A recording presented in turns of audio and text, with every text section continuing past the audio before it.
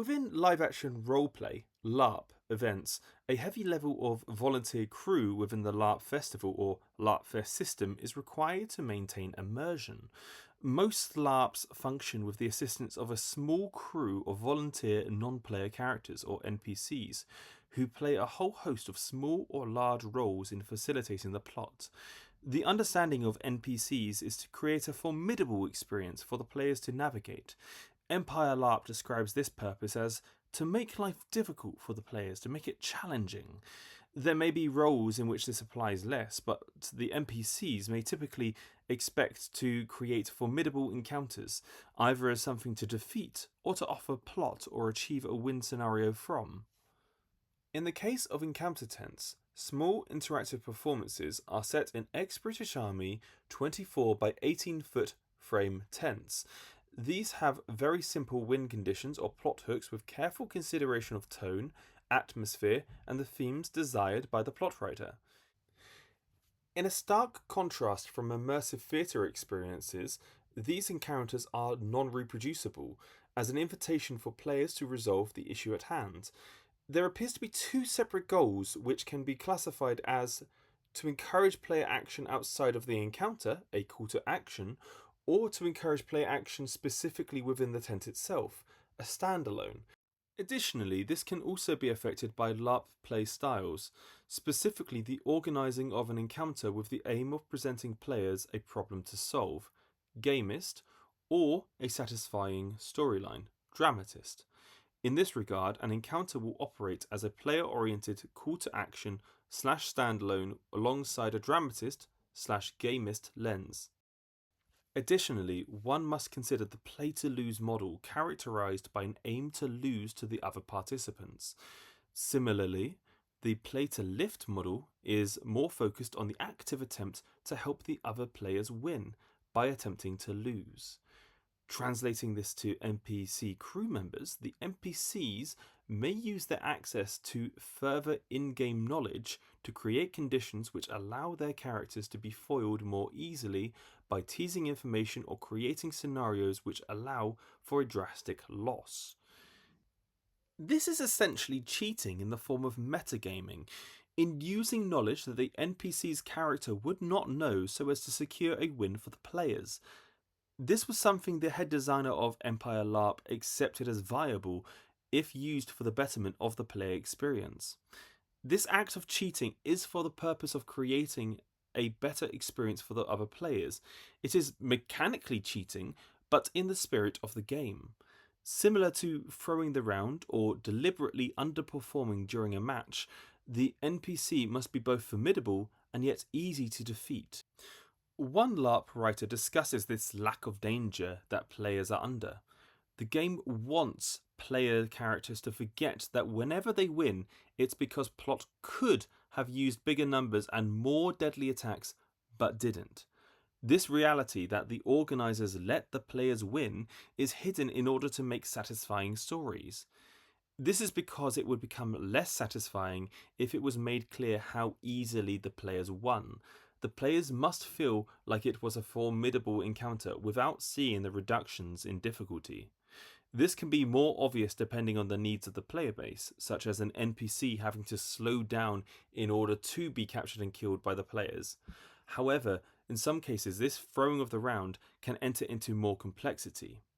For example, I played the ghost of a teacher through a projector and a negative image of myself. During this, the players debated religion with the aim of convincing me to their stance.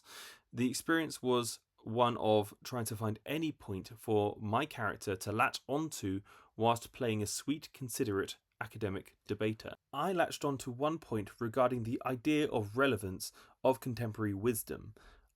The idea that my wisdom would be outdated and thus my pedagogical position as a mentor would be of little value. I then asked my descendant to destroy my phylactery, releasing my soul into the afterlife. In this example, I needed to be convinced that the player's religion and understanding of the afterlife is objectively correct. I also had the hidden objective of being convinced to die. I therefore sought ways to, during the conversation, manipulate it towards the player's advantage in convincing me. This was incredibly personalised in that the players had a great amount of control over the conversation as members of the world.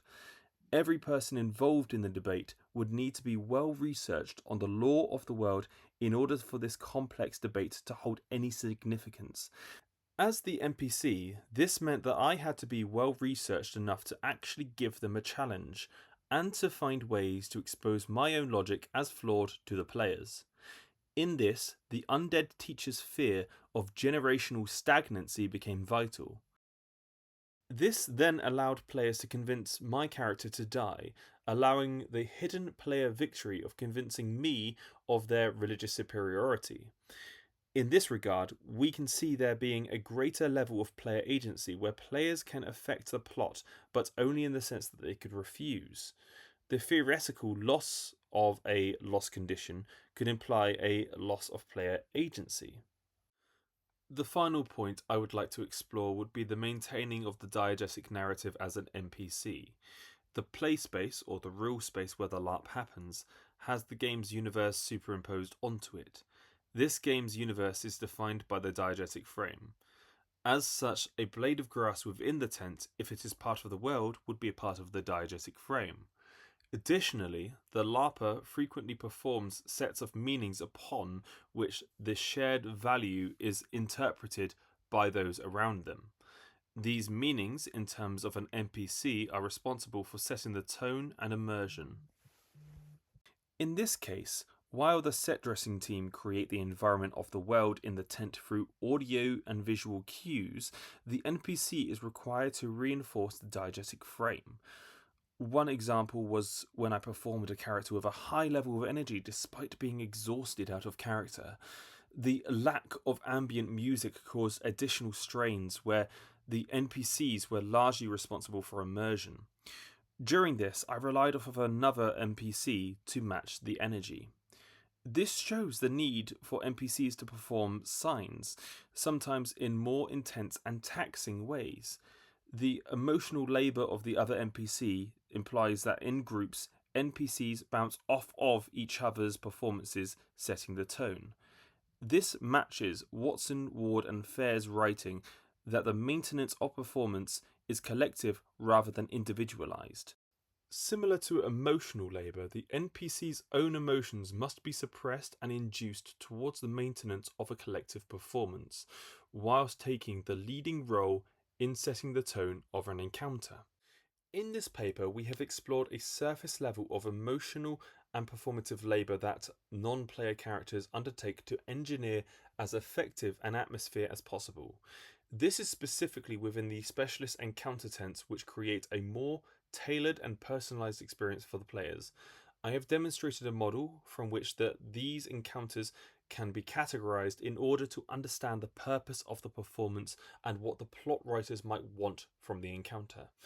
The maintenance of an illusion, both in terms of the game universe and of the challenge itself, is upheld by the NPCs, who are then able to set the tone and atmosphere with spontaneous adaptation to meet the needs of the players.